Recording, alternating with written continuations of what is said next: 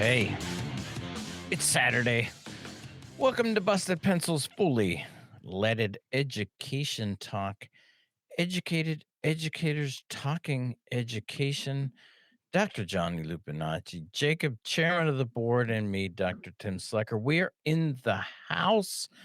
Man, so much to talk about, but I'd always like to kind of share with you guys that, every Thursday morning at 6:30 a.m., I get to go live with John and Gordy, um, and just get to talk. But it's it's kind of funny because they're always like, it's Tim Slicker from Busted Pencils, and he's one of those educated education people that well, Tim, what is it you guys and it's like educated educators talking education. They're like, yeah, that's so cool. I'm like, how do you forget educated educators talking education? I love your Jacob? catchphrase. What is it again? Yeah, right. It's super I, catchy. I can't remember I, it though. I go to bed every night with it stuck in my head, except it's only partially stuck. It's halfway stuck there. All right, man. You Well, know, no, but every time they do that, and it's been like 3 weeks in a row now, they always follow it up with, "That's so good. That's just so good." And Jacob, yeah, I'm kinda like, "Is it, or you guys like, if it's I think it's really good. I know Johnny thinks it's really good. I Yeah. but but, well, I like things that make sense, yeah, right? educated So, educators talking education, yeah, right? we have PhDs in education and we're educators. That would Yeah, make us the most at the highest level educated educators and talking education. And as we get older, Tim, we can throw another E on there. uh-oh. Experienced educated educators talking education or just Wow. talking experiences the more we age and just tell stories. But So also, Tim, it's morning. It's Thursday morning. It's early. Is that 7:30 your or 6:30 your time? no, it's 6:30 in the, And Central time. civic Yeah. media listening area. It's 7:30 for me. Yeah. But, yeah, There you maybe go. maybe they haven't had that first 4:30 a.m. for me. for you. Why I've opted out of that lovely invitation that John and Gordy sent our way. But I I love that you're with them. well, it is. It's a good time. It's fun, and we get to share a lot about what's going on in the show, and, I actually appreciate those guys all the time, Likewise. inviting Best me. best breakfast I ever had in Madison. And best breakfast company I've Mm, ever had in Madison. Tim, we got to have we've done the breakfast show with them. yeah, we did. Yeah, what a fun thing down at the diner. You know Got a stack of flapjacks and Eggs over eggs and medium with toast. sausage and, you know, talking there, and I had the kind of semi, cooked egg yolk running down my goatee. Man, that is truly talk radio right there, Jacob. You're imagining and going, "I wish I was there." Yeah, I wish I was there to watch egg yolk drip off of Tim. That's the mental image that I really needed today, Tim. So thank you very much. You've brought it home to me with your. I mean, The you should write educated books. the educated Eggman. Educated Yes. Eggman. Oh, man, all of a sudden flashes to the Beatles. "I am the Eggman." Okay, That's let's right. there you go. The walrus. I've never understood the connection between the Eggman and the walrus. I'll just point It's that out. somewhere in the goo goo Ka-chow. Okay, way, way, way off track. But yes, it is our Saturday show. And for all the civic media listeners right now listening to the show on the radio, in the hot tub with your portable sound device. So many teachers out there with full hot tubs on a Saturdays, So many educators As out you're there out there, hot tubbing on the weekends. or the channel surfers, like, what is this? Stop right there, right there. I know you're surfing. You hear us. You're gonna want to listen to the rest of the show. But actually, yeah, thank you all of the civic media people who are actually listening to the show. at 3 o'clock, and in your car or at home. We appreciate all the time that you commit to spending some time with some educated educators who talk education. And for all of you downloaders, we love you just as much too. Just always want to point that out and say thank you to everybody who listens to the educated educators who talk education. And hey, thinking about that, it's okay to let people know, first of all, about the show. And it's also okay, to sign into Apple Podcasts, Spotify, leave us a comment, let us know what's happening, let us know, what you're thinking about, let us know how horrible we make you feel if that's what happens. We want to know. Jacob, I got a little grin out of you on that one. Tim, I think a lot of people out there have been thinking about following us and subscribing and doing all these things and spreading the word, and they just thought, but Tim probably wouldn't want me to do that. So I'm glad you're finally putting the word out there that yes, we do approve of engaging with the show. We Yeah. improve of that, and you know what? And for anybody who's sitting there going, "But I wanna do it right now." Well, hey, 608-557-8577 is always available, 608-557-8577. Voicemail, and, no censor required in the voicemail, or you can also use that number to text, and, love to hear from you. And always, "Why aren't you guys talking about," hey, the reason we're not talking about it is because you didn't say, "Why aren't you guys talking about X?" Because well, not X or Twitter, but all that, but just give us it everything. Okay.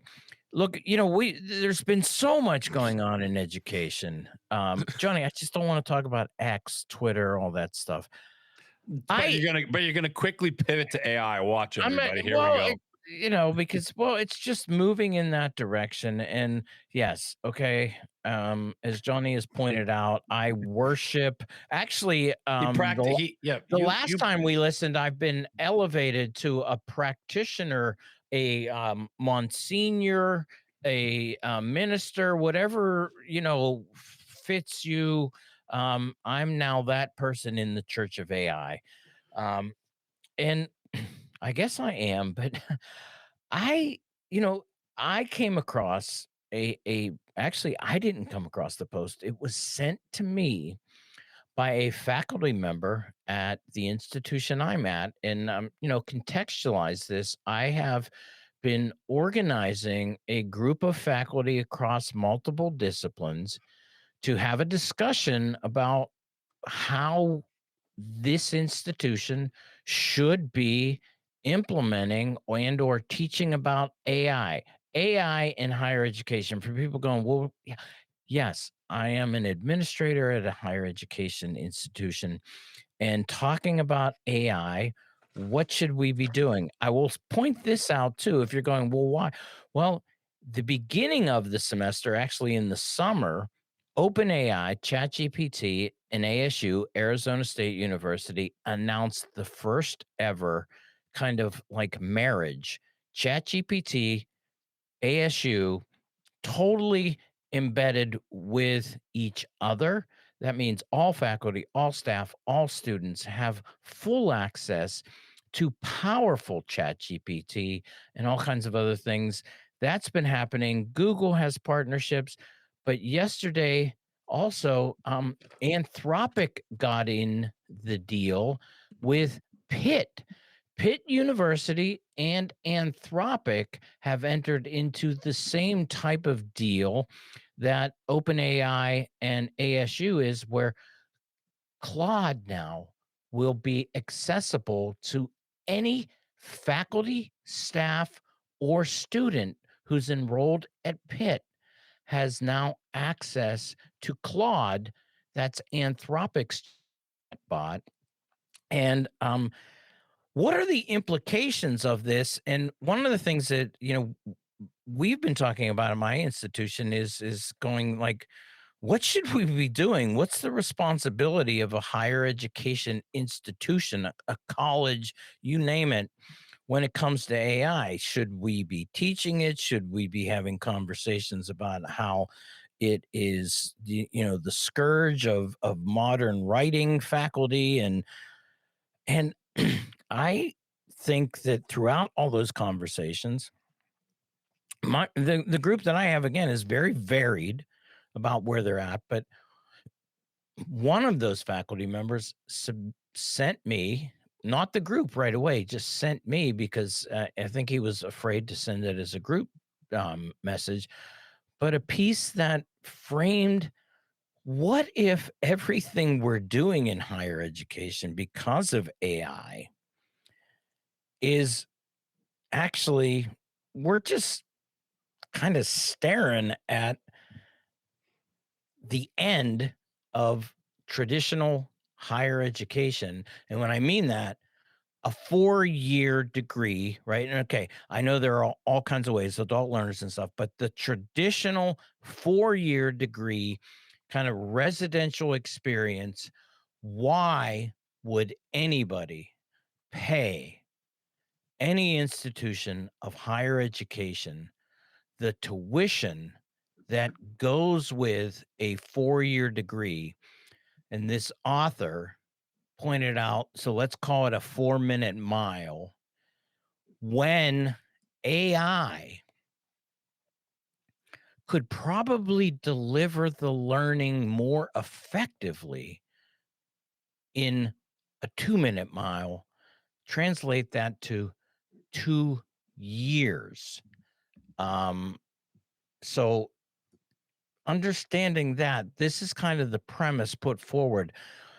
As a parent, my son or daughter is about to enroll in University B at $29,000 a year over the course of 4 years, when AI could teach them more effectively in probably 2 years.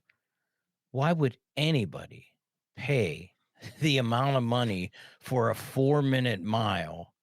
And I know where you're gonna go, Johnny, but if the 4-minute mile is really actually a 2-minute mile now. I know we're cutting it low, so I'll give you a little bit of time, Johnny, to comment before we head into the break.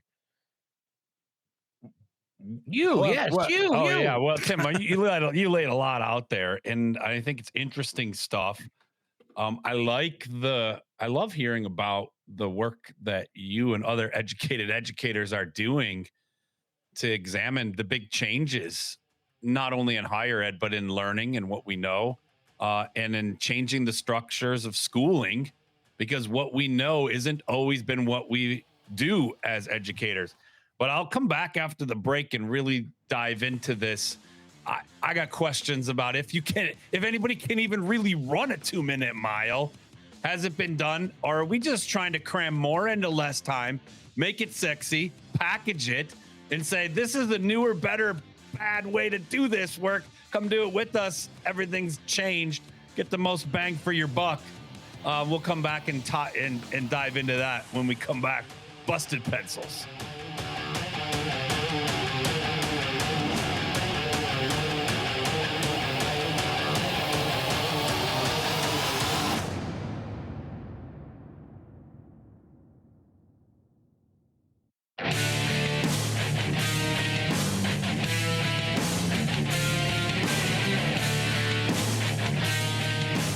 Yeah, we're Oh, back. yeah. Oh, you're Johnny. I'm sorry, man. That's all right. You go. I'm Go gonna for it. go quick because I know where you're going. Hey, it's Tim, Johnny, Jacob, Busted Pencils, Fully Leaded Education Talk. AI, can it help the 2-minute mile? Actually, we're referring to a Substack post by Hollis Robbins, the 2-minute mile problem, where, hey, AI can help us run a 2-minute mile.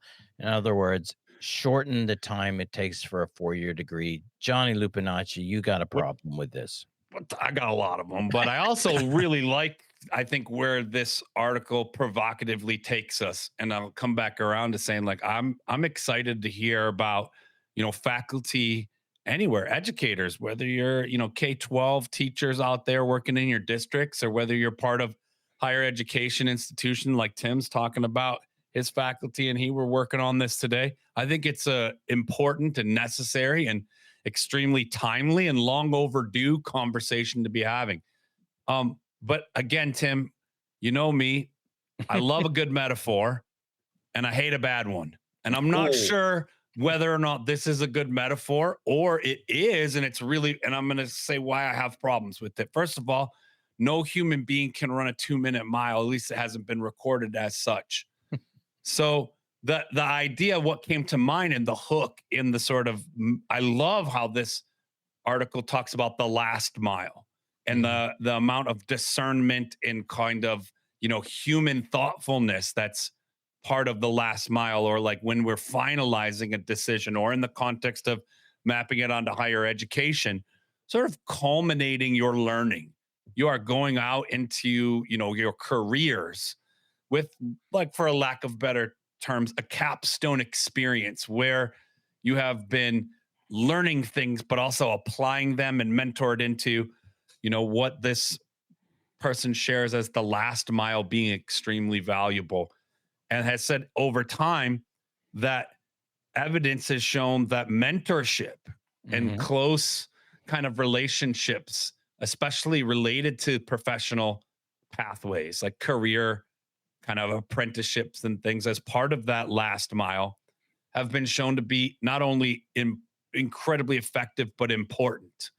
So, when we to kind of speed that up for listeners, when researchers interview people who are incredibly successful in their careers and Mhm. they talk about their journey to that success, Mhm. and they share powerful moments of their own learning, the mistakes they made, the things that they found incredibly helpful to their profession.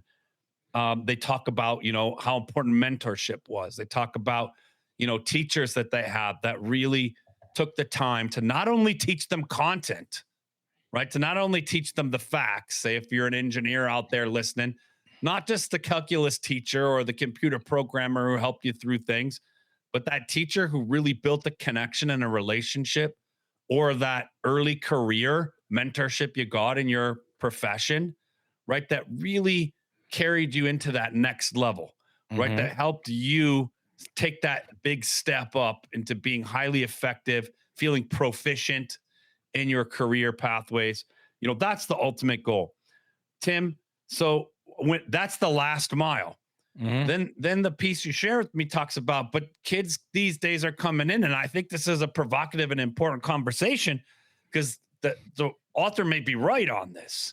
Kids Okay. are coming in prepared for the 2 minute mile, which, if the intention is to like hint there, hey, 2 minute miles aren't possible, then I love this article because it's saying we're setting ourselves up to fail. If the Hmm. goal is to do things faster and supposedly more efficient, well, at what cost? Right? Because if we're preparing, or if we're getting together to talk about how to brace ourselves for the expectation of the 2 minute mile, and we cave to providing 2 minute mile style training or education, well, then we're all duped into thinking it's humanly possible to run the 2 minute mile. So I don't think the article is about speed, but the Okay. metaphor is.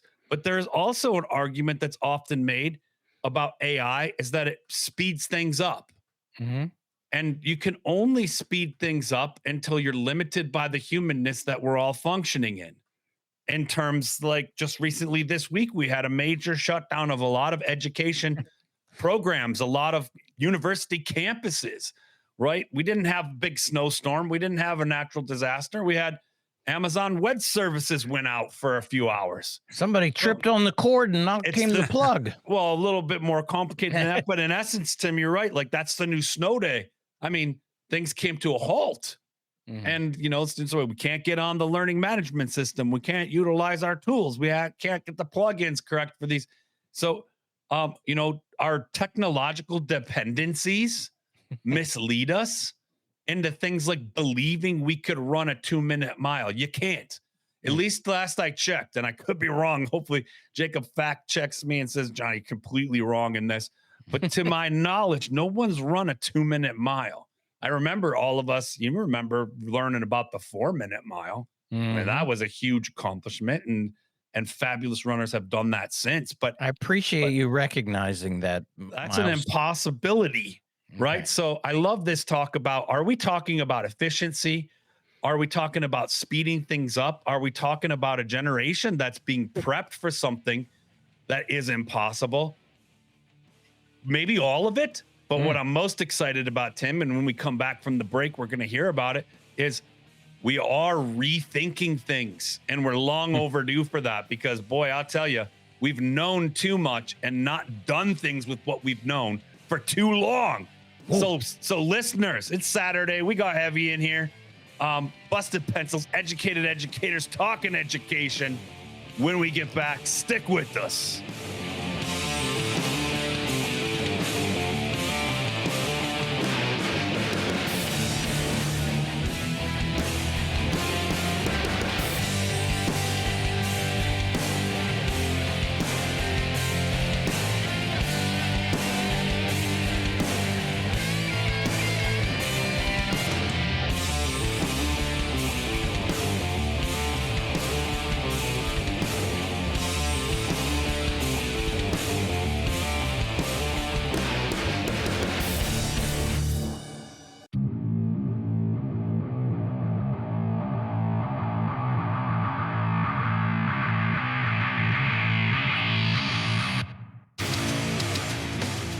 Oh, love that when we come back. It's Busted Pencils Fully Leaded Education Talk. John and Gordy, it is educated educators talking education. Dr. Johnny Lupinacci, Jacob, chairman of the board, me, Dr. Tim Slicker. We are here. Okay, AI, 2-minute mile, 4-minute mile. I get it. Bad metaphor. All right. Or maybe great one. Okay, That's the but thing. Could be brilliant. That's the here, thing I love about I it. It's want to like, go back though to where I see this, and I know that you were getting at it too, which is she really points out, first of all, forget about AI or not. I think what she does a lot here is says, if we were better teachers, we oh we yeah. could do a whole lot more. Because Johnny, I gotta point out that when you said, when I'm reach my ultimate success and I look back, I gotta say that Dr. Harris, my chemistry teacher, is not someone I attribute my successes to. Um, Tim, the I teacher hater. I do not look upon and boy, this is gonna maybe freak people out, but the majority of my history and or sociology and anthropology types of faculty are not people I hold up as going, man, if it wasn't for them, largely I would go, thank God I made it out of those places. And this is just to illustrate where I think the other part is that his, teaching his and we've talked about this with Mike Bigley from, up in CISA 4, that look, we've known for the longest time that for every year a child or anybody spends in formal education, what we call engagement, in other words, their interest at being in school declines. Okay. Why is that? Well, I got to say that here, let's make this very simple, because sit and get is a really bad framing for how we teach and learn. And I know there are exceptions, but for the most part, the model sit, listen, and get is the model of education. And when you think about that, okay, forget about AI. That's just not good learning. But now, sitting and getting, even if we say there is an amount of information that is absolutely potentially saying necessary to go forward. And if it is an accumulation of factual knowledge of things like that, why would anybody pay for a bad faculty member to teach a 3 credit class over 15 weeks when, let's just talk about history of the American Revolution.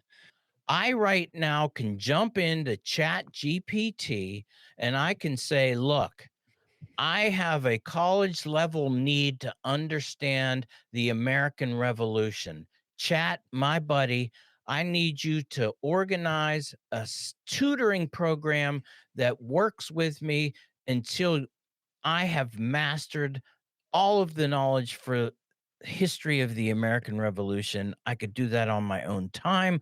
I can do that and it adjusts to whether I understand. It makes adjustments, it changes. I can tell it, "Hey, you're boring me," and it will make it more interesting. Why would anybody pay for Dr. So and so to drone on for 15 weeks about American history? It- Johnny. Tim, here's the thing. Tim's got a special side of him this week. Educated educator, teacher, hater. No, but Tim, here's some. I'm gonna use a couple metaphors here since that's the theme of the show is wild metaphors. It's like wild metaphors. Let's go for them. Um, you need water, right? You drink water when you need water. Got my life straw in my backpack. Great, Tim. Well, there's this way of getting water. It's not the best way. It's called waterboarding. I'm going to get you your water by waterboarding you. Not great, right? Your memory of coming to me for water isn't so good.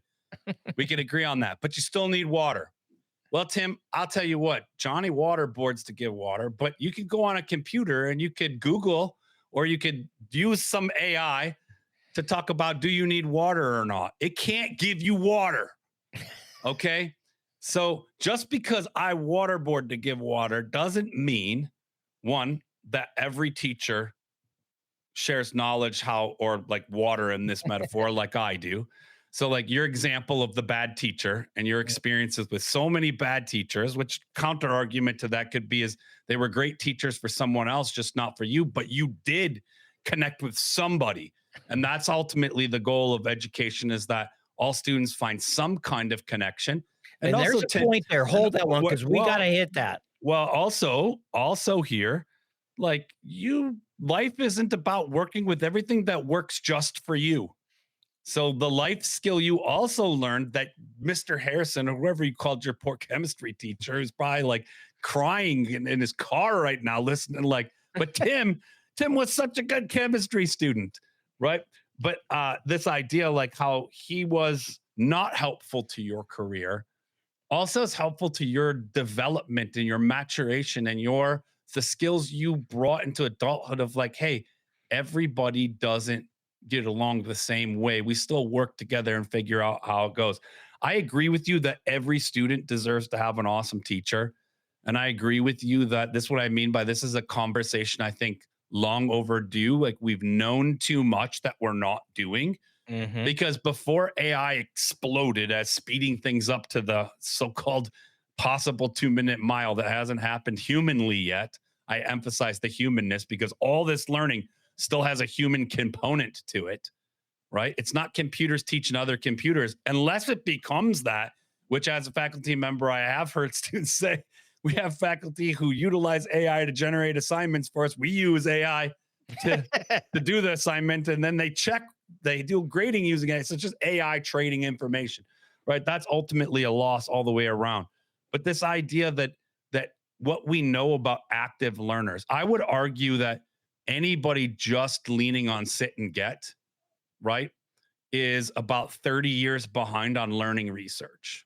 Mhm. And there is a lag, but I would also argue that it is the responsibility of groups of teachers.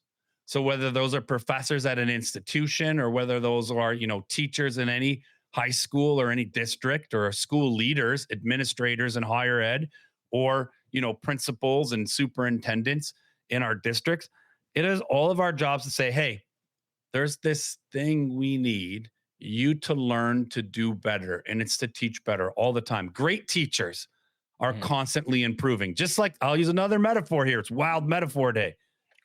Like if you're a sports fan, the game changes and the true greats change their game with the changes in the game. Hmm. Right, like, oh man, wow, they're calling fouls now even closer than they ever called them. So it's extra important for me to be a great free throw shooter. You can't Mhm. get away in the NBA without being able to sink your easy buckets, right? So great players adapt and change with the game, and great teachers, which should be the mark for everybody in a classroom, right, are constantly adapting, giving new information, or not even new, but good information. So I I'm got here. I know you're not anti-teachers, no, Tim, no, no, but because that last actually, sentiment kind of felt like no, these no. bad teachers out here delivering an awful product are about to get replaced by machines, and the machines are going to do way better, and in Well, fact, faster. I think they should be replaced if that's what they're still doing, the sit and get. And actually, Johnny, what you pointed out though is that a great teacher right now would acknowledge and recognize the importance and, in one way, the irrelevancy of so much of what we have done in the past, particularly on the sit and get model.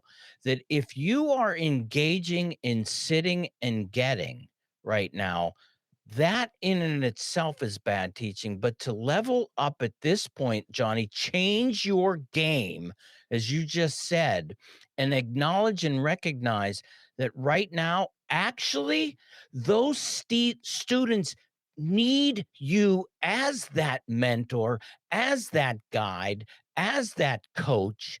They don't need you droning on about all of the stuff you know that you want them to know that you know.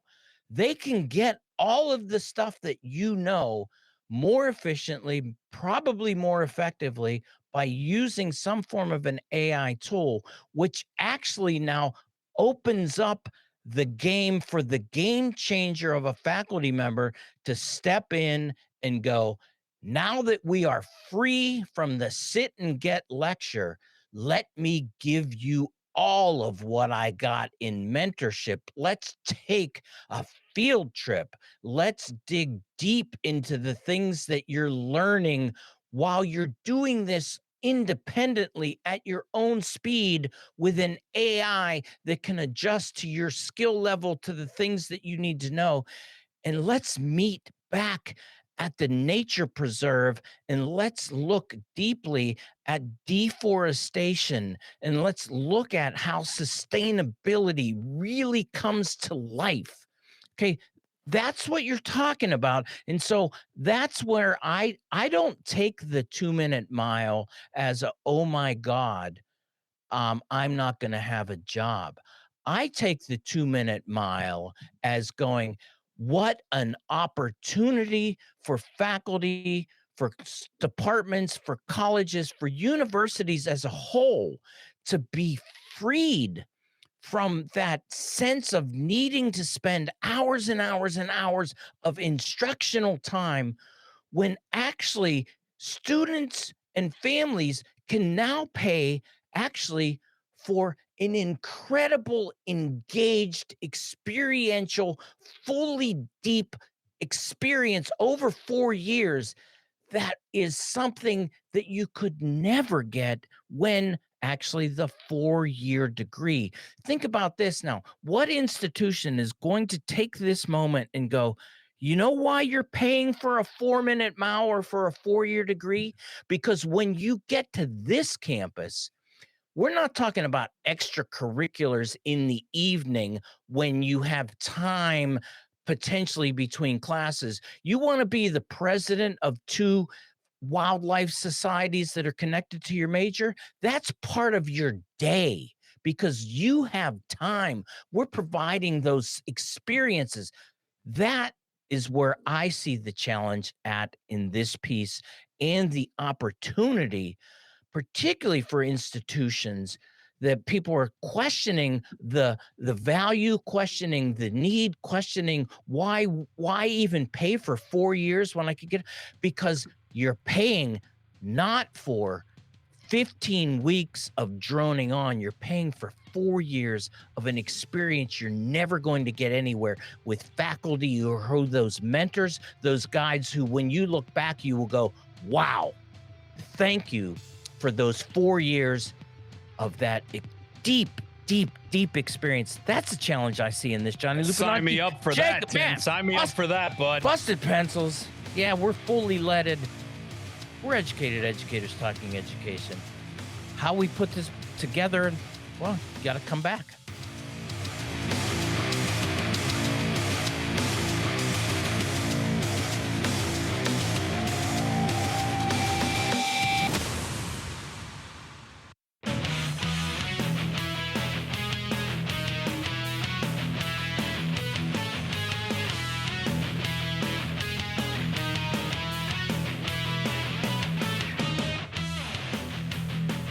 Yeah, we're back.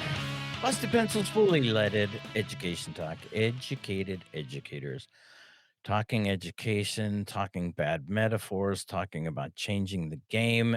We're actually referring to a Substack post that came out last week, the 2 Minute Mile Problem. There'll be a link in the show description so you can go to it, written by Hollis Robbins. Is higher ed ready for acceleration? So much in there. In fact, Jacob during the break went, well, Jacob, you tell us what where did we go wrong? I think about maybe 4 minutes into the show, the metaphor got us off track.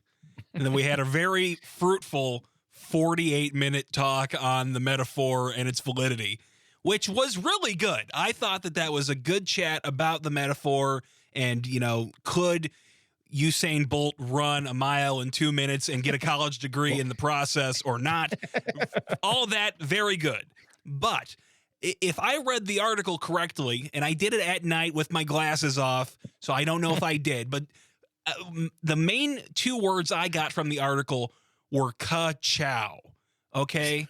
Because if you've seen the Disney Pixar movie Cars, in that movie, they talk about how Route 66 became antiquated and not used so much because it fell behind the times when the interstate highways came out there. I feel like this article is saying AI is like the new interstate, and if we're not ready, we don't adapt our infrastructure, we're going to end up like Radiator Springs, getting passed up by new technology that we weren't ready for. Is that right? Is that what the article was really trying to tell us, Tim? I yes, Jacob, and yeah, so maybe there's a part two next Saturday to get to this because yeah, well, it really is, and it's kind of she attacks the whole idea that we attribute time in a seat to learning and also time in a seat to some form of a credentialing. And if anybody in higher ed knows this, the Carnegie unit, the unit really is a measure of time. 37.5 hours equals 3 credit hours according to college. And so then the accumulation of 120 at least Carnegie units, that is proof that you've earned a credential. And she's kind of going like, that's just not true. Maybe it was never true, but my God, why in the world would we ever be using this system of counting, truly counting time in seat as, evidence of learning? And why would any parent pay for time in seats, Carnegie units, when that's a disaster? So, yeah, Jacob, I mean, that was the point. Johnny's got a reaction, though. Well, Come yeah, on, man. again, I love this because it's saying just because things have always been one way doesn't mean that they need to stay that way. And I love Jacob's comparison, to one of my most favorite franchises in all of film. Cars is a classic, and what a great metaphor as we're talking wild metaphor about Radiator Springs, and I think it's an accurate one. Higher ed is facing some Radiator Springs kinds of conversations right now. But Tim, I'm a big don't throw the baby out with the bathwater, and that was part of what we look at with that there is a need for time together, and there is somewhere in there you can speed things up, but if you cut back too much, then you slip into this like, why even do it at all? Or everyone can just do it on their own. And although that's wonderful dream to have, there is you can't be great at something that you don't put time into. So, maybe it's not a correct and unit of measurement, the Carnegie, unit right now, but to break it down for listeners, especially in higher ed, it was always say like 1 credit hour, Mm-hmm. right? If you're taking a 3 credit hour class, you imagine 1 credit hour is really 3 hours of work outside of the 1 hour that you're in the class. If it's a 1 credit hour class, but it's 3 credit hours. So it's a basically like 3 hour class. Well, three times Mm. each. That's at least 6 to 9 hours of work outside of that, just being in that class. All right. Right. Because at some point, Tim, you do got to be accountable, even if I do go down this pathway that I'm not a big fan of, but for some learners, it works great, of completely autonomous learning with, computer programs and things. It still tells you a relative amount of time you're going to take to complete the module or to go through it. It just doesn't hold the next module necessarily for another week and a week. So where like 15 weeks of curriculum, you might knock it out in 3 weeks. Right. Well, speaking of that, with time, we have no more Carnegie units left in this moment. So We're running out of time. now it's time, and we're going to come back to this for your moment of Zen.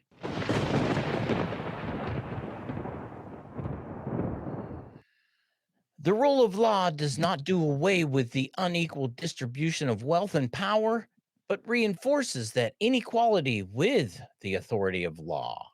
It allocates wealth and poverty in such complicated and indirect ways as to leave the victims bewildered.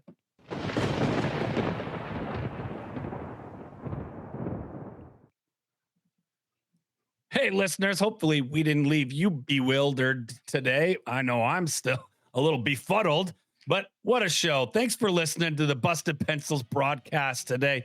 And remember, you can grab great podcasts chock full of more fully leaded education talk on Apple Podcasts, Spotify, and of course, the Civic Media website.